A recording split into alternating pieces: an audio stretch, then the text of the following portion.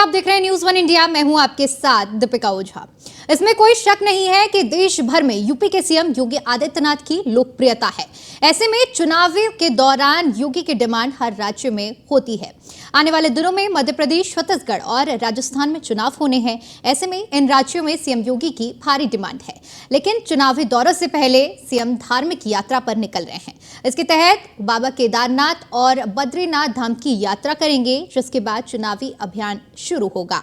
सवाल उठता है कि चुनावी दौरे से पहले सीएम योगी की धर्म यात्रा की क्या कुछ मायने हैं? क्या इस यात्रा के जरिए बीजेपी की कोशिश ये बताने की है कि सनातन को लेकर उनकी लाइन बिल्कुल स्पष्ट है, और अगर विपक्षी गठबंधन के नेता सनातन पर अनाप शनाप बोलते हैं तो इसका जवाब बीजेपी अपनी सनातन प्रेम से देगी। योगी सनातन संस्कृति का बड़ा चेहरा है। ऐसे में क्या बीजेपी योगी के जरिए सनातन का संदेश पहुंचाना चाहती है कि विपक्ष चाहे जितना भी सनातन का अपमान कर ले, लेकिन बीजेपी अपने रुख पर अड़िग रहेगी?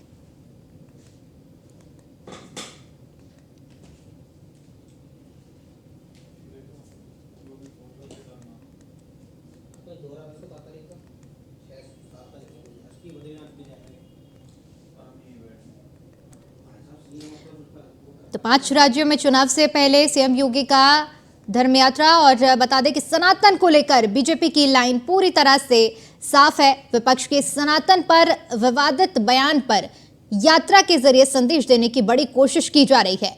5 राज्यों के विधानसभा चुनाव कैंपेनिंग के पहले सीएम की केदारनाथ और बद्रीनाथ की यात्रा है। बीजेपी के बड़े सनातनी चेहरे हैं सीएम योगी।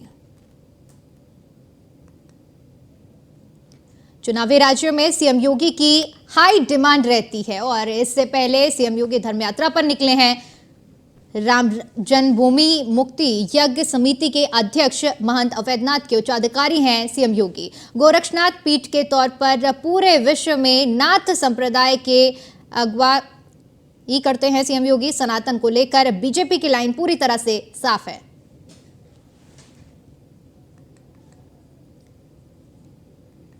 तो चुनावी मूड से पहले धर्म यात्रा पर निकले हुए हैं सीएम योगी, और आपको बता दें कि 5 राज्यों में विधानसभा चुनाव होने हैं, और चुनावी कैंपेनिंग के ठीक पहले सीएम योगी केदारनाथ और बद्रीनाथ पहुंच रहे हैं। गोरक्षनाथ पीठाधीश्वर के तौर पर पूरे विश्व में नाथ संप्रदाय के अगुवाई करते हैं सीएम योगी।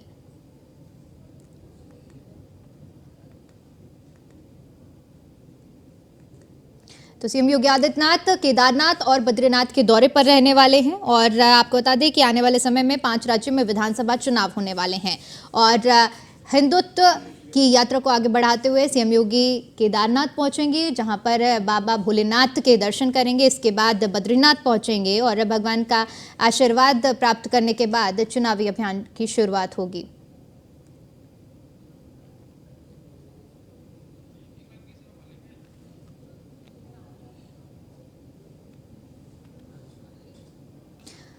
तो धर्म यात्रा की शुरुआत हो चुकी है, और इसी मुद्दे पर चर्चा करने के लिए हमारे साथ मेहमानों का एक खास पैनल जुड़ा हुआ है, जिनसे मैं आपका परिचय करा देती हूं। सुरेंद्र कुमार जी जुड़े हुए हैं, नेता हैं बीजेपी से। डीपी यादव जी जुड़े हुए हैं, सपा नेता हैं। आलोक द्विवेदी जी जुड़े हुए हैं, पॉलिटिकल एक्सपर्ट हैं। और हमारे ब्यूरो चीफ उत्तराखंड से सुदीप जैन जुड़े हुए हैं। सुदीप, सबसे पहले आपके पास आना चाहूंगी और आपसे समझना चाहूंगी, क्योंकि सीएम केदारनाथ पहुंच रहे हैं और बद्रीनाथ पहुंच रहे हैं। ऐसे में क्या कुछ उनका कार्यक्रम रहने वाला है, और कब पहुंचने वाले हैं सीएम? पूरी जानकारी हमें साझा कीजिए। जी देखिए, अभी मुख्यमंत्री योगी आदित्यनाथ, उत्तर प्रदेश के मुख्यमंत्री का विधिवत कार्यक्रम नहीं जारी हुआ है। सुरक्षा कारणों से भी मीडिया से शेयर नहीं किया गया है। परंतु हमारी जानकारी ये है कि कल 7 तारीख को मध्य क्षेत्रीय परिषद की बैठक है, जिसमें अमित शाह हिस्सा लेने आ रहे हैं। मुख्यमंत्री योगी आदित्यनाथ कल केदारनाथ जा सकते हैं, और यही वजह है कि कल जो आयुक्त हैं गढ़वाल मंडल के विनय शंकर पांडे, वो भी केदारनाथ और रुद्रप्रयाग गए थे। और कल बैठक के बाद बद्रीनाथ जाने का कार्यक्रम प्रस्तावित है मुख्यमंत्री योगी आदित्यनाथ का। और हो सकता है कि वो 7 की बजाय सुबह 8 तारीख को बद्रीनाथ जाकर बाबा बद्री विशाल के दर्शन करने के बाद जौलीग्रांट आएंगे हेली से, और यहाँ जो उनका उत्तर प्रदेश का सरकारी विमान है, इससे वो लखनऊ के लिए, उत्तर प्रदेश की राजधानी के लिए रवाना होंगे। मुख्यमंत्री योगी आदित्यनाथ की सिक्योरिटी, उनकी व्यवस्था को देखते हुए प्रशासन ने सभी तैयारियां की हैं। कल नरेंद्र नगर से लेकर रुद्रप्रयाग और बद्रीनाथ में एएसएल हो चुका है, जिसको एडवांस सिक्योरिटी लाइजन कहते हैं। और सभी तैयारियां पूर्ण हैं। पहले कार्यक्रम ये आ रहा था कि योगी आदित्यनाथ जी की लैंडिंग सहस्त्रधारा हेलीपैड पर हो सकती है और यहाँ से वो बद्रीनाथ जा सकते हैं, परंतु यदि वो स्टेट प्लेन से आ रहे हैं तो उनको जॉलीग्रांट एयरपोर्ट लैंड करना होगा और यहाँ से फिर वो जीटीसी और जीटीसी से केदारनाथ जाएंगे। इन सारे ट्रेवल के बीच में मौसम का रुख कैसा होता है भी महत्वपूर्ण होगा। कल तक मौसम साफ था, आज थोड़ी क्लाउडीनेस हो रही है, धीरे धीरे बादल आ रहे हैं। अब जैसे ही विधिवत कार्यक्रम और जारी होता है मुख्यमंत्री उत्तर प्रदेश योगी आदित्यनाथ जी का, वैसे ही हम दर्शकों को इसकी और जानकारी देंगे।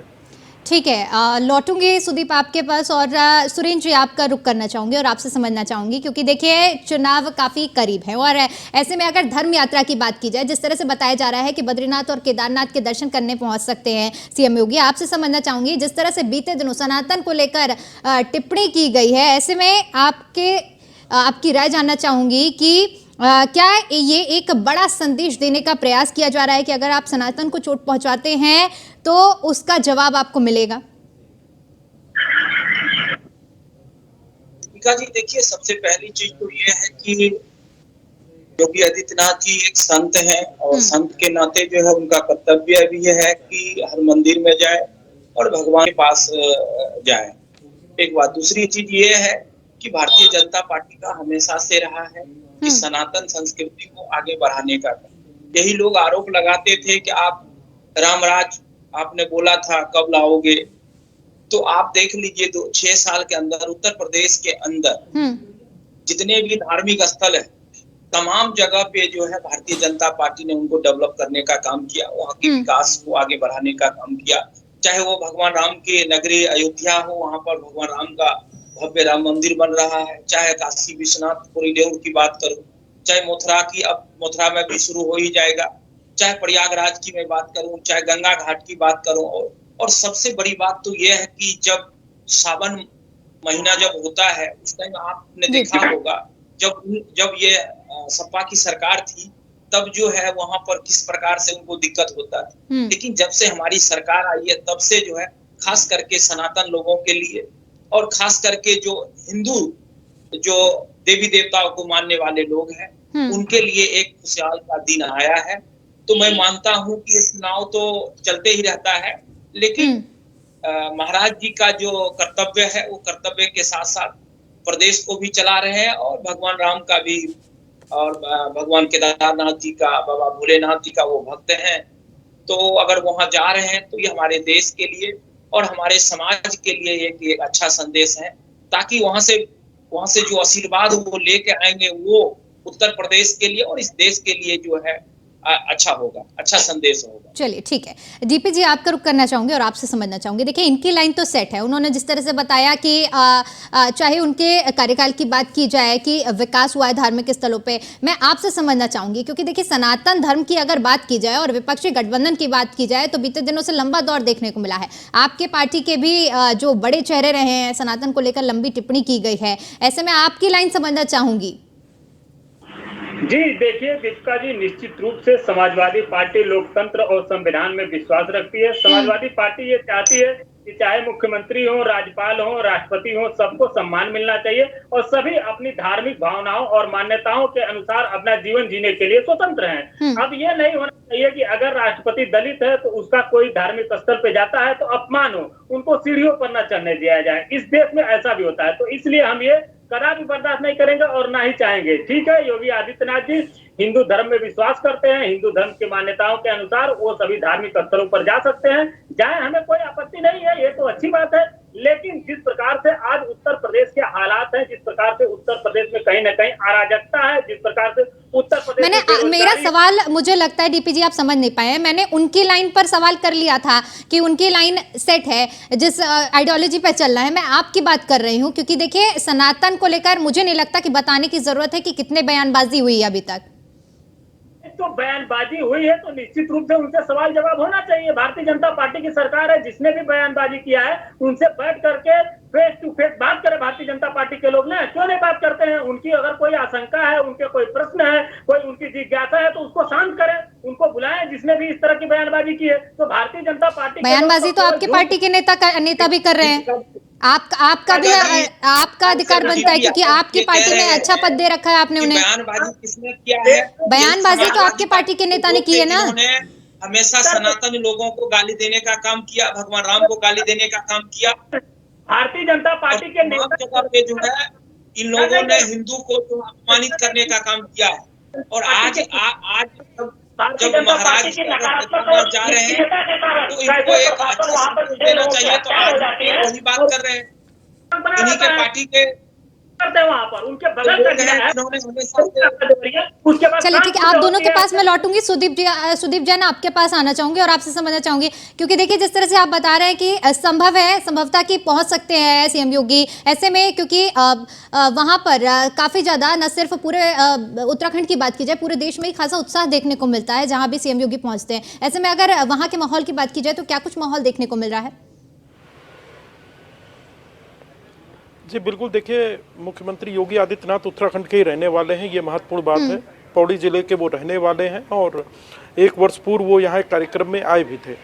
इसके बाद यदि मैं उनकी यात्रा की बात करूं तो केदारनाथ बद्रीनाथ धाम दोनों जगहों पर तैयारियां दुरुस्त की जा रही हैं। हालांकि बीते दिनों जो बारिश हुई थी, बारिश रुकने के बाद अब एकाएक यात्रा का भी फ्लो बढ़ा है, भीड़ बढ़ी है, हेली की संख्या भी बढ़ी है। लिहाजा प्रशासन के सामने चुनौती है कि भीड़ को नियंत्रित करते हुए उनको सुरक्षित दर्शन कराए जाएं, क्योंकि उनको उनकी सिक्योरिटी भी ज़्यादा और उनको समय समय पर कई प्रकार के थ्रेट असेस भी करता है उत्तर प्रदेश का गृह विभाग और इंटेलिजेंस डिपार्टमेंट।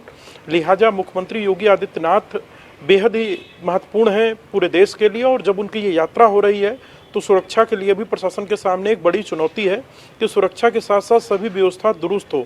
जहाँ तक उत्साह की बात है, मुख्यमंत्री योगी आदित्यनाथ की उत्तराखंड ही नहीं, उत्तर प्रदेश ही नहीं, पूरे देश में एक बहुत बड़ी फैन फॉलोइंग है। जहाँ भी लोग उन्हें देखते हैं, सुनते हैं, पाते हैं तो उनके निकट जाने की कोशिश करते हैं, उनसे मिलने का प्रयास करते हैं, नमस्कार करने की कोशिश करते हैं। तो इस भीड़ को भी कैसे मैनेज करना है ये देखा जा रहा है। बेहद बड़ी चुनौती होने वाली है। बिल्कुल सुदीप, बेहद बड़ी चुनौती होने वाली है। आलोक जी आपके पास आना चाहूंगी और आपसे समझना चाहूंगी, आप किस तरह से देख रहे हैं, क्योंकि धर्म के जरिए कहीं ना कहीं ये रास्ता चुनावी रास्ता निकलता है, आप किस तरह से देखते हैं इस पूरे?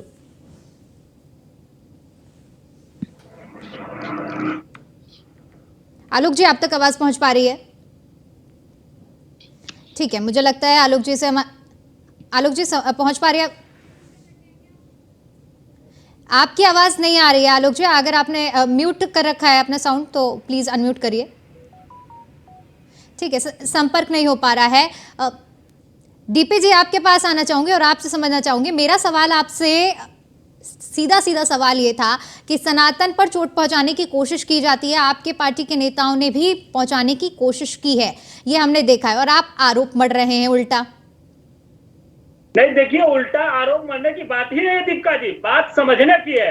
आप देखिए, अगर किसी के अंदर कोई जिज्ञासा है, कोई प्रश्न है, कहीं ना कहीं उसके अंदर कोई आशंका है तो उसको दूर करना चाहिए हमें। अगर हमें मान लीजिए कोई प्रश्न पूछना है, आपको कोई प्रश्न पूछना है हमसे, तो मैं उसका जवाब दूं ना। इसका कौन सी बात है कि प्रश्न आपका गलत है या आपको पूछने नहीं आता है, आप उटपटांग बातें कर रहे हैं। प्रश्न करने वाले के ऊपर आप सवाल खड़ा करिए। कहीं ना कहीं जो जागरूक लोग होते हैं, अच्छा मतलब आपकी नजर में रामचरितमानस पर सवाल उठाना सही था? नहीं, रामचरितमानस पर अगर किसी ने सवाल उठाया, सनातन पर किसी ने सवाल उठाया, डीपी यादव पर किसी ने सवाल उठाया या दीपिका पे सवाल उठाया, तो दीपिका जी उसको शांत करें ना, उसको बताएं, डीपी यादव उसको शांत करे, बताएं। या ये कहेंगे कि नहीं आपने मेरे ऊपर सवाल कैसे खड़ा कर दिया, आपको कोई अधिकार नहीं है। तो भारतीय जनता पार्टी के लोग क्यों, सनातन धर्म आपका नहीं है? सनातन धर्म आपका नहीं है या सिर्फ बीजेपी का ही सनातन धर्म है या सिर्फ मेरा ही सनातन धर्म है? तो कहूंगा कि जाए केदारनाथ में उत्तर प्रदेश के अमन चैन के लिए, अपनी सरकार के अमन चैन के लिए वहाँ दुआ करे, वहाँ मांगे, कहीं ना कहीं भगवान से प्रार्थना करे कि हे केदारनाथ भगवान, उत्तर प्रदेश में जिस प्रकार से सामूहिक हत्याएं हो रही है, जिस प्रकार उत्तर प्रदेश सुलग रहा है, गांव के गांव भूमि विवाद के कारण एक दूसरे से नफरत कर रहे हैं, वहाँ पर आप हमको अमन चैन दीजिए। उत्तर प्रदेश के मुख्यमंत्री देखिए कानून व्यवस्था संभालने में पूरी तौर से विफल हो गए, और मुझे तो यही लग रहा है कि इसके डर से वो पलायन करके उत्तराखंड जा रहे हैं। और जहाँ तक अभी बात किया लोगों ने कि उनकी पूरे प्रदेश और देश में मांग है। अच्छा, गौरव की तुलना आप पलायन से ना करें, ठीक है। सुरेंद्र जी आप कुछ जवाब देना चाह रहे हैं? जी सुरेंद्र जी। प्रदेश घोषी में कोई जवाब नहीं है, क्यों नहीं? इन्हीं के नेता जो है स्वामी प्रसाद मौर्य जी ने जिस प्रकार से सनातन को अपमानित करने का काम किया, रामचरितमानस को अपमानित करने का काम किया, हमारे ग्रंथ को अपमानित करने का काम किया, और यही लोग जब चुनाव आएगा तो इच्छाधारी हिंदू बनेंगे और फिर ये मंदिर में जाके माथा टेकेंगे उसके बाद जैसे ही चुनाव खत्म होगा उसके बाद फिर जो है ये सनातन को, भगवान राम को सबको गाली देना शुरू करेंगे। यही लोग हैं जो हमारे सेवक के ऊपर जो है गोली चलाने का काम किया था। आज जब भगवान राम का भव्य मंदिर बन रहे हैं तब भी सवाल ये लोगों ने करना शुरू कर दिया है। आज महाराज जी अगर केदारनाथ जा रहे हैं, बाबा भोलेनाथ की नगरी में जा रहे हैं, तो इनको खुशी होना चाहिए कि उत्तर प्रदेश की जनता के लिए, उत्तर प्रदेश के लिए, प्रदेश के लिए, देश के लिए कुछ अच्छा ही मांग के लेके आएंगे, कुछ अच्छा ही आशीर्वाद लेके आएंगे, ताकि प्रदेश का और भी विकास हो, प्रदेश के अंदर जो कानून व्यवस्था है वो और मजबूत हो। लेकिन इन लोगों को हर जगह पे राजनीति है, हर जगह पे करना है। चरित्र जो है समाजवादी पार्टी और अच्छा ठीक है, सुरेन जी सवाल, सुरेन जी